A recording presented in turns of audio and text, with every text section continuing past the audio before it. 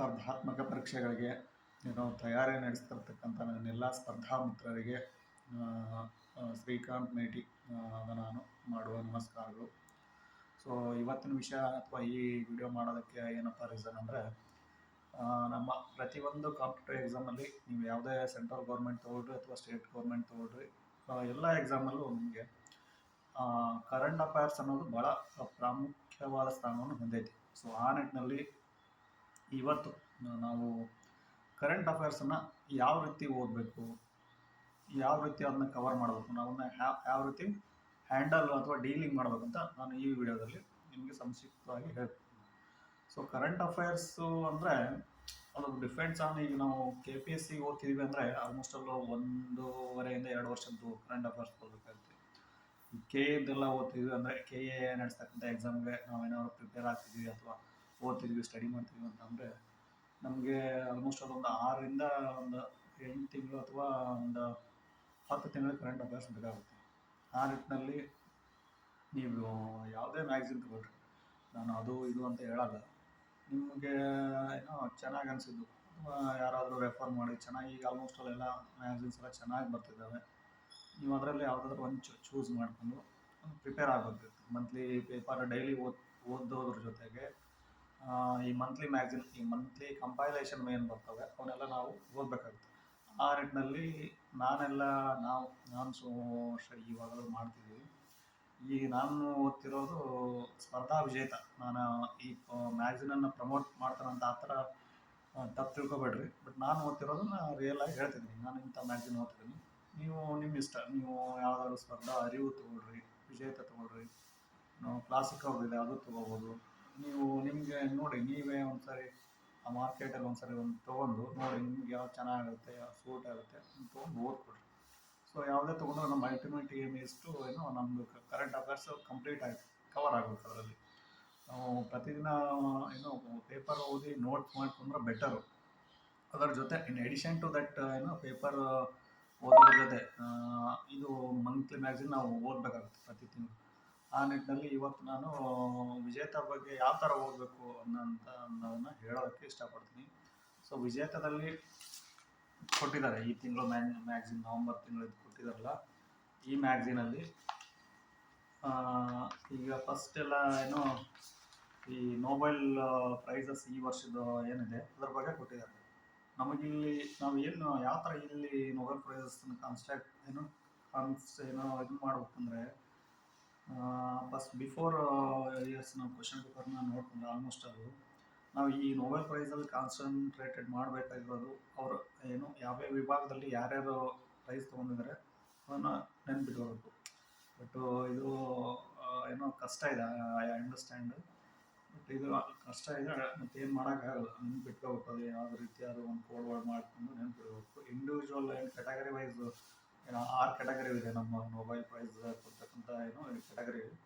ಅದರಲ್ಲಿ ನಾವು ಎಲ್ಲದನ್ನು ನೋಡ್ಕೊಂಡಿರಬೇಕು, ಅವರ ಹೆಸರು ಮತ್ತು ಅವರು ಯಾವ ವಿಭಾಗಕ್ಕೆ ನೋಬೆಲ್ ಪ್ರಶಸ್ತಿ ತೊಗೊಂಡಿದ್ದಾರೆ, ಅವರ ದೇಶ, ಮತ್ತು ಅದು ಇಂಡಿವಿಜುವಲ್ ಯಾವ ಕ್ಯಾಟಗರಿಗೆ ಯಾವುದು ಕಾಂಟ್ರಿಬ್ಯೂಷನ್ಗೆ ಕೊಟ್ಟಿದ್ದಾರೆ ಅಂತ ಅದನ್ನು ಸ್ವಲ್ಪ ನೋಡ್ಕೊಬೇಕಾಗುತ್ತೆ. ಅಷ್ಟು ನೋಡ್ಕೊಂಡ್ರೆ ಸಾಕಾಗುತ್ತೆ ಆಲ್ಮೋಸ್ಟ್ ಅದು. ಮತ್ತು ನಿಮ್ಗೆ ಈಗ ಬೇಸಿಕ್ಕೆಲ್ಲ ನೋಬೆಲ್ ಪ್ರೈಸ್ ಎಲ್ಲ ಸ್ಟಾರ್ಟ್ ಆಗಿದ್ದು, ಅದು ಯಾರು ಸ್ಥಾಪನೆ ಮಾಡಿದ್ರು, ಅದರ ಅಮೌಂಟ್ ಎಷ್ಟು, ಅವರು ಎಲ್ಲೆಲ್ಲಿ ಕೊಡ್ತಾರೆ, ಯಾವ್ಯಾವ ದೇಶದಲ್ಲಿ. ಈಗ ನೋಡ್ರಿ, ನೋಬೆಲ್ ಪ್ರೈಸ್ ಅಂದರೆ 5 ಮಾತ್ರ ನಾವು ಸ್ವೀಡನ್ನ ಸ್ಟಾಕ್ಹೋಮ್ದಲ್ಲಿ ಕೊಡ್ತೀವಿ. ಓಕೆ, ಒಂದನ್ನು ಮಾತ್ರ ನಾರ್ವೇದ ಓಸ್ಲೋ, ಅಲ್ಲಿ ಶಾಂತಿ ಪ್ರಶಸ್ತಿ ಮಾತ್ರ ಅಲ್ಲಿ ಕೊಡ್ತೀವಿ.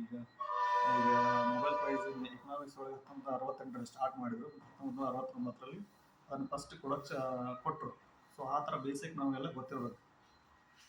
ಅಷ್ಟೇ ಗೊತ್ತಿದ್ರೆ ಸಾಕಾಗುತ್ತೆ.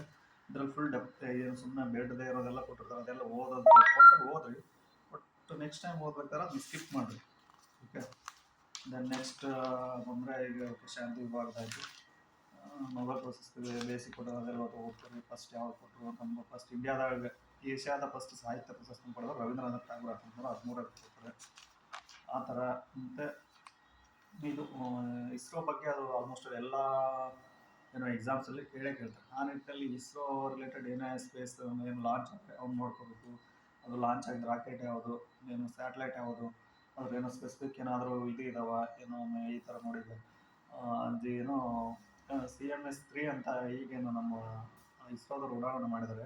ಅದು ಇಂಡಿಯಾದಾಗೆ ಉಡಾವಣೆ ಮಾಡ್ತಕ್ಕಂಥ ಹೆವಿಯೆಸ್ಟ್ ರಾಕೆಟ್. ನಮ್ಮ ಇಂಡಿಯಾದ ಲ್ಯಾಂಡಲ್ಲಿ ಉಡಾವಣೆ ಮಾಡ್ತಕ್ಕಂಥದ್ದು ಹೆವಿಯೆಸ್ಟ್ ರಾಕೆಟ್ ಅದು. ಸೊ ನಾವು ಈ GSAT 11 ಅಂತ 5800 kg ಸಮಥಿಂಗ್ ಎಷ್ಟೋ ಇದೆ, ಅದನ್ನು ನಾವು ಫ್ರೆಂಚ್ನ ಗಯಾನಾದಿಂದ ಬೇರೆ ಔಟ್ ಆಫ್ ಕಂಟ್ರಿಯಿಂದ ಉಡಾವಣೆ ಮಾಡ್ತೀವಿ. ಬಟ್ ಹೆವಿಯೆಸ್ಟ್ ಅದು GSAT 11 ಅಂತ ಇದೆ, ಅದು ಹೆವಿಯೆಸ್ಟ್. ಬಟ್ ಇದು 4400 ಸಮಥಿಂಗ್ ಎಷ್ಟೋ ಬರ್ತಿದೆ. ಅದು ನಮ್ಮ ದೇಶದೊಳಗೆ ಉಡಾವಣೆ ಮಾಡಿರ್ತಕ್ಕಂಥದ್ದು ಹೆವಿಯೆಸ್ಟ್. ಬಟ್ ಓವರ್ ಆಲ್ ತೊಗೊಂಡ್ರೆ ನಮ್ದು ಹೆವಿಯೆಸ್ಟ್ GSAT 11. ಈ ಥರ ಮೇನ್ ಪಾಯಿಂಟ್ಸ್ ಇದ್ರೆ ಅದನ್ನು ಸ್ವಲ್ಪ ನೋಡ್ಕೋಬೇಕಾಗುತ್ತೆ. ಮತ್ತು ಈಗ ಎಣ್ಣೆಗಳು ವೇತನ ಆಯೋಗದ ಅಧ್ಯಕ್ಷರಾಗಿ ಇದು ಆಯೋಗದ ಅಧ್ಯಕ್ಷರನ್ನ ಯಾರು ನೇಮಕ ಮಾಡ್ತಾರೆ, ಅವ್ರ ಟರ್ಮ್ ಏನು ಅಂಥದ್ದು, ಅದು ಶಿಫಾರಸು ಮಾಡ್ತಿರ್ತಕ್ಕಂಥ ಇಯರ್ ಎಲ್ಲಿಂದ ಎಲ್ಲಿವರೆಗೆ, ಮತ್ತು ಪ್ರತಿ 10 ವರ್ಷಕ್ಕೊಂದ್ಸರಿ ವೇತನ ಆಯೋಗನ ರಚನೆ ಮಾಡ್ತೀವಿ ನಾವು. ಇವಾಗ ನಮ್ಮದು ಸೆಂಟ್ರಲ್ 8th ಈಗ ಕಮಿಷನ್ ಸ್ಟಾರ್ಟ್ ಆಗಿದೆ. ಸೊ ಆ ನಿಟ್ಟಿನಲ್ಲಿ ಅದು ಅವ್ರ ಅಧ್ಯಕ್ಷರು ಯಾರು, ಅದು ಸದಸ್ಯರು ಯಾರು ಅನ್ನೆಲ್ಲ ನೋಡ್ಕೋಬೇಕಾಗುತ್ತೆ. ಅಷ್ಟು ಮೇನ್ ನೋಡ್ಕೊಬೇಕಾಗುತ್ತೆ. ಮತ್ತು ಇದು ರಾಮ್ಸಾರ್ ಸೈಟ್ಸ್ ಪ್ರತಿ ಎಕ್ಸಾಮಲ್ಲಿ ಕೇಳ್ತಾರೆ. ಒಂದು ಕಡೆ ಸ್ಟೇಟ್ ಕೊಡ್ತಾರೆ, ಒಂದು ಕಡೆ ಏನೋ ಸೈಟ್ಸ್ ಕೊಟ್ಟು ಮ್ಯಾಚ್ ದ ಫಾಲೋಯಿಂಗು ಅಥವಾ ಯಾವುದು ಕರೆಕ್ಟ್ ಮ್ಯಾಚ್ ಆಗಿದೆ, ಯಾವುದು ರಾಂಗ್ ಮ್ಯಾಚ್ ಆಗಿದೆ ಅಂತ ಕೇಳೋದು ಕೊಡ್ತಾರೆ. ಆ ನಿಟ್ಟಿನಲ್ಲಿ ಇದು ರಾಮ್ಸರ್ ಸೈಟ್ಸ್ನ ನಾವು ನೋಡ್ಕೋಬೇಕಾಗುತ್ತೆ. ಈಗ 94th ನಮ್ಮದು ಏನೋ ರಾಮ್ಸರ್ ಸೈಟ್ ಆ್ಯಡ್ ಆಗಿದೆ ಆ ಲಿಸ್ಟಿಗೆ. ಸೊ ಆ ನಿಟ್ಟಿನಲ್ಲಿ ಇದನ್ನು ನೋಡ್ಕೋಬೇಕು.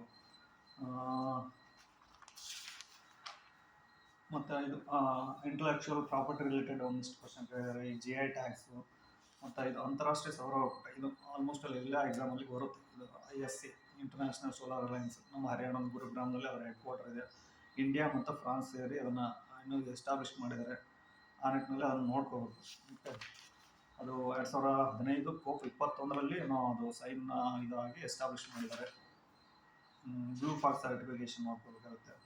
ಯಾವ್ಯಾವ ಇದಾವೆ, ಯಾವ ಸ್ಟೇಟ್ ಯಾವ ಸ್ಟೇಟ್ಸಲ್ಲಿ ಯಾವ್ಯಾವ ಇದು ಬರ್ತಂತ ನೋಡ್ಕೋಬೇಕಾಗುತ್ತೆ.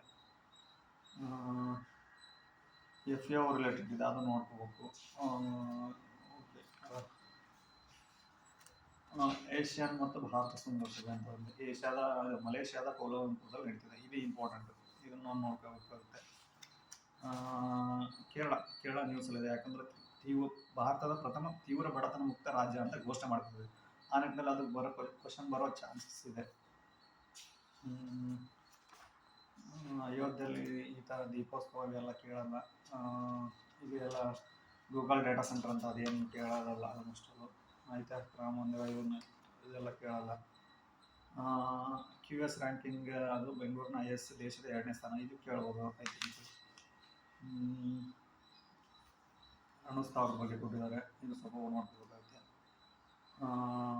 ಅದು ಏನೋ ಈಗ ಚೈಲ್ಡ್ ಏನೋ ಬಹಳ ಏನೋ ಮಕ್ಕಳು ಸಿರಪ್ನ ಕುಡಿದು ಅದು ಏನೋ ಸ್ವಲ್ಪ ಇಶ್ಯೂ ಇದೆ ನ್ಯೂಸಲ್ಲಿ. ಅದು ಯಾವ ಸಿರಪ್, ಆ ಸಿರಪಲ್ಲಿ ಯಾವ ಕೆಮಿಕಲ್ ಇದೆ, ಅದು ಎಲ್ಲಿ ಆಯ್ತು ಅಂತ ಅದನ್ನಷ್ಟು ನೋಡ್ಕೋಬೇಕಾಗುತ್ತೆ. ನೀವು ಈ ಥರ ಮ್ಯಾಗ್ಝಿನ್ ಓದ್ತೀರಂದರೆ ಇಂಪಾರ್ಟೆಂಟ್ ಇರೋದನ್ನು ಫಸ್ಟ್ ಮಾರ್ಕ್ ಮಾಡ್ಕೊಂಡ್ಬಿಡ್ರಿ. ಒಂದ್ಸರಿ ಓದ್ರಿ, ಫಸ್ಟ್ ಓದ್ಬೇಕಾದ್ರೆ ಎಲ್ಲ ಓದ್ರಿ ಕಂಪ್ಲೀಟಾಗಿ. ನೀವು ಓದ್ತಿರ್ಬೇಕಾದ್ರೆ ಇಂಪಾರ್ಟೆಂಟ್ ಇದನ್ನು ಅಂಡರ್ಲೈನ್ ಮಾಡ್ಕೊಡ್ರಿ. ನೆಕ್ಸ್ಟ್ ಟೈಮ್ ಅದು ಎಷ್ಟು ಹೆಲ್ಪ್ ಆಗುತ್ತೆ ಅಂದರೆ ನಮಗೆ ನೆಕ್ಸ್ಟ್ ಟೈಮ್ ಓದಬೇಕಾದ್ರೆ ಇಲ್ಲಿ ಕಂಪ್ಲೀಟ್ ಎಲ್ಲ ನೆಕ್ಸ್ಟ್ ಓದೋದು ಬೇಕಾಗಿರಲ್ಲ. ಎಲ್ಲ ಪ್ರತಿ ಪೇಜನ್ನು ಓದೋದು ಬೇಕಾಗಿರಲ್ಲ. ಜಸ್ಟ್ ನೀವು ಅಂಡರ್ಲೈನ್ ಮಾಡಿದನ್ನು ಓದ್ಕೊಂಡ್ರೆ ಅಥವಾ ರೀಕಾಲ್ ಮಾಡಿದ್ರೆ ಅದು ನಿಮ್ಗೆ ಅಂಡರ್ಸ್ಟ್ಯಾಂಡ್ ಆಗಿರಬೇಕು. ಆ ರೀತಿಯಲ್ಲಿ ಪ್ರತಿ ನಮ್ಗೆ ಏನೇನು ಇಂಪಾರ್ಟೆನ್ಸ್ ಇರುತ್ತೆ ಅದನ್ನು ನಾವು ಅಂಡರ್ಲೈನ್ ಮಾಡ್ಕೋಬೇಕು. ಸೊ ಹಾಗಾಗಿದ್ರೆ ನಮಗೆ ಸ್ವಲ್ಪ ನಾವು ಬೇಗ ಏನೋ ರಿವೈಸ್ ಮಾಡ್ಬೋದು. ಹಂಗೆ ಮತ್ತು ಟೈಮ್ ಸೇವ್ ಮಾಡ್ಕೋಬೋದು. ಇದರಲ್ಲಿ ಕೊಟ್ಟಿರ್ತಕ್ಕಂಥದ್ದು ಎಲ್ಲದೂ ಇಂಪಾರ್ಟೆಂಟ್ ಇರಲ್ಲ, ಹೌದಾ? ನಮಗೆ ಈಗ 1 ವರ್ಷ 2 ವರ್ಷ ನಾವು ಕಾಂಪಿಟೇಟಿವ್ ಫೀಲ್ಡಲ್ಲಿ ಇದ್ದೀವಿ ಅಂದರೆ ನಮಗೆ ನೋಡಿದ್ರೆ ಗೊತ್ತಾಗ್ಬಿಡುತ್ತೆ, ಇದು ಕೇಳ್ಬೋದು ಅಥವಾ ಕೇಳದೇ ಇರ್ಬೋದು ಅಂತ ಐ ಥಿಂಕ್ ನಾವು ಗೆಸ್ ಮಾಡ್ಬೋದು. ಆ ನಿಟ್ಟಿನಲ್ಲಿ ನಾವು ಮಾರ್ಕ್ ಮಾಡ್ಕೊಂಡು ಎಲ್ಲ ಓದಬೇಕಾಗುತ್ತೆ.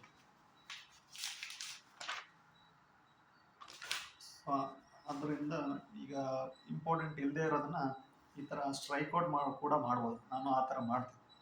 ಅದಕ್ಕೆ ನೀವು ನೋಡ್ಬೋದು. ಇದಂದರೆ ಈ ಥರ ಸ್ಟ್ರೈಕ್ಔಟ್ ಮಾಡಿದ್ರೆ ನೆಕ್ಸ್ಟ್ ಟೈಮ್ ಓದಬೇಕಾದ್ರೆ ಇದು ಇಂಪಾರ್ಟೆಂಟ್ ಇಲ್ಲ, ಓದಲೇಬಾರ್ದು ಅಂತ ಅನಿಸುತ್ತೆ. ಹಂಗೆ ಆ ಥರ ಮಾಡ್ಕೋಬೋದು.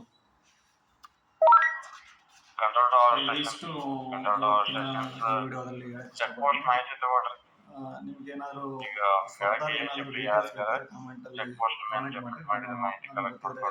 ಹೇಳ್ತೀನಿ. ಗೊತ್ತಿಲ್ಲದೆ ಎಲ್ಲ ವಿದ್ಯಾರ್ಥಿಗಳಿಗೆ ತಮ್ಮ ಕನಸಿನ ಗುರಿ ಏನು ಬೇಗ ಸಿಗಲಿ ಅಂತ ಹಾರೈಸಿ ಎಲ್ಲರಿಗೂ ಧನ್ಯವಾದ.